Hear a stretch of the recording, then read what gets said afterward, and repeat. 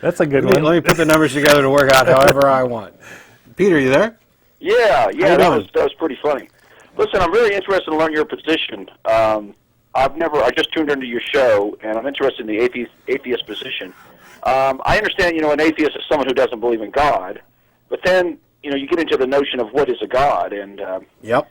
So let's just start with this. How about, you've heard of the unified field in science, correct? Sure. Okay, now do you believe in the unified field? I'm not positive. Okay, so basically, can't you really say that when you say you don't believe in God, isn't it just like a notion of God? And then It depends. You can define it. Whether or not we would say that we believe in a God, or whether or not we would actively say that a God doesn't exist, depends completely on how you define God. Exactly. Okay, so how do you define God that you say that you don't believe it, I guess? I don't. What that's one of our difficulties here is every single caller has a different notion. Right. Exactly. And what my basic position... Because I can say I don't believe in this. If God is some guy up in the sky who thinks... Right. The George Carlin atheist view is childish to me. That's just like you're in second grade. If you believe that when you're in 55... You have a second-grade notion of God when you're 50. People have believed that over the years. You should be an atheist. People actually do believe that. Really is, if you believe that there's an underlying intelligence, if you have a basic understanding, something like that, and then you define that as God, I don't think anyone could deny. Well, some people define God as the same as the universe. In which case, why bother changing the name? Why? Excuse me? I don't understand. Oh, I said that some people define God as a universe, and why bother changing the name of the universe to God? Okay, so what do you mean, why changing the name? I think, because here's what I'm saying is that different people are going to have different notions of God, and as you expand your awareness, you're going to have your notion of God is going to change. Certainly that's occurred in my own life, I know that. Okay. And so I'm thinking that... But we don't see any notion of two people converging on the same notion. That doesn't make sense either.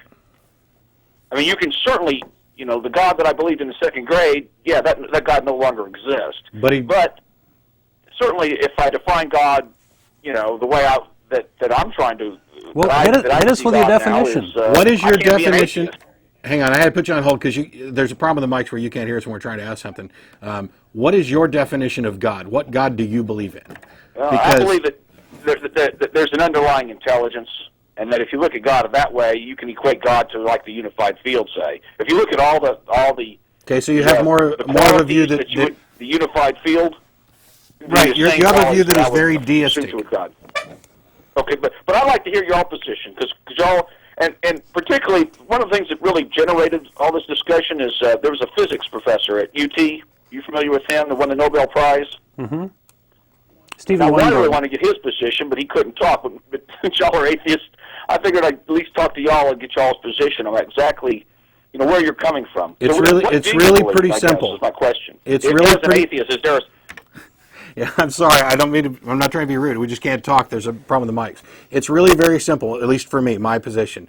I don't actively define a God. Any definition that I've used when actually investigating somebody's claims of God or my position on it, I tend to use their definition. And by saying that I don't have a belief in a God, I'm basically saying that for every God which has been presented to me, there's insufficient evidence to support belief. There's no good reason for me to assume any of them exist, including a unified underlying intelligence. Because apart from just looking around and saying, wow, this must have been designed, or wow, this is obviously the result of intelligence, you can look around and say, no, this could have happened naturally through natural processes. And you actually, as the person claiming that a particular deity exists or a particular concept about God is real, you're required to supply evidence to support that. And I have yet to find anybody or any claim with sufficient evidence to demonstrate it. Mm-hmm. That's fine. Can you hear me now? Yeah. Yeah. Okay. Well, okay. I agree with you there. But here's my question: is if you understand what I'm saying, right? I think so. Okay. So there's a language there. In order to make that language correct, there has to be some sort of underlying intelligence that makes us be able to communicate. That's just inherent within our discussion. But 2 plus 2 equals 4. That's true here. It's true on the other side of the planet. It's true. There is an intelligence there. And 2 plus 2 doesn't equal 4 because of an intelligence. Well, then what would you call it? I don't know what you call it. It's a mathematical model that we've created. It's just mathematic. It's just a mathematical expression of reality. Right, but you're saying there's that intelligence to it. Sorry? Because it's true here, it's true on the other side of the planet, it's true yesterday, it's going to be true tomorrow, as far as we know. Sure, and the sun, Okay, but we're 93 million miles from the sun. 2 plus 2, just go back to the communications. We're talking, we're understanding each other. Yes. In order to make that true, there has to be an underlying intelligence that makes that be.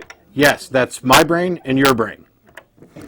Right, but what I'm saying is, between the two of that, underneath that, there's an underlying intelligence. Underneath both of our brains, there's some other intelligence? Underlying all of creation, I would say, Prove there's an it, intelligence. because I can find no reason to believe that is true. Well, that's an interesting position that you can't.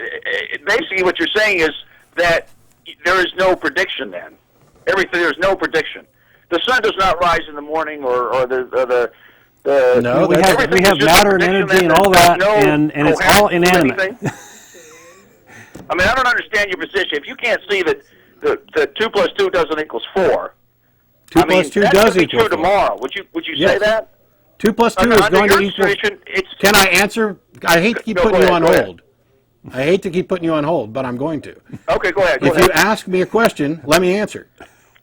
Well, I keep going back to the same thing. No You're shit. saying that there's no underlying intelligence, but clearly there's underlying intelligence. Well, you see an underlying intelligence.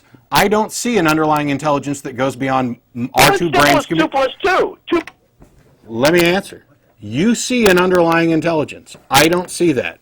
In order for me to see that, you're going to need to demonstrate that there is required necessarily an underlying intelligence.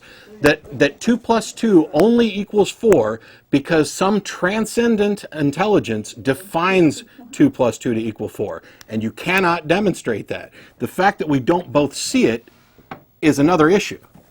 That's an interesting position. I just don't see how you can not say that there's an underlying intelligence. I mean, it's really simple. I used my own intelligence. We don't find that argument I used my own intelligence to say that there wasn't an underlying one, because until something, the default position is disbelief until there's sufficient evidence to warrant belief.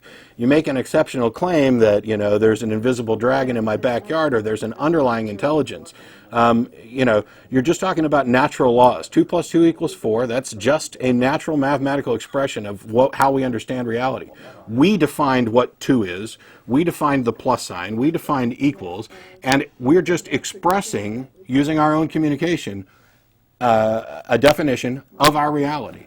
There's nothing in there that implies that there has to be an underlying intelligence. But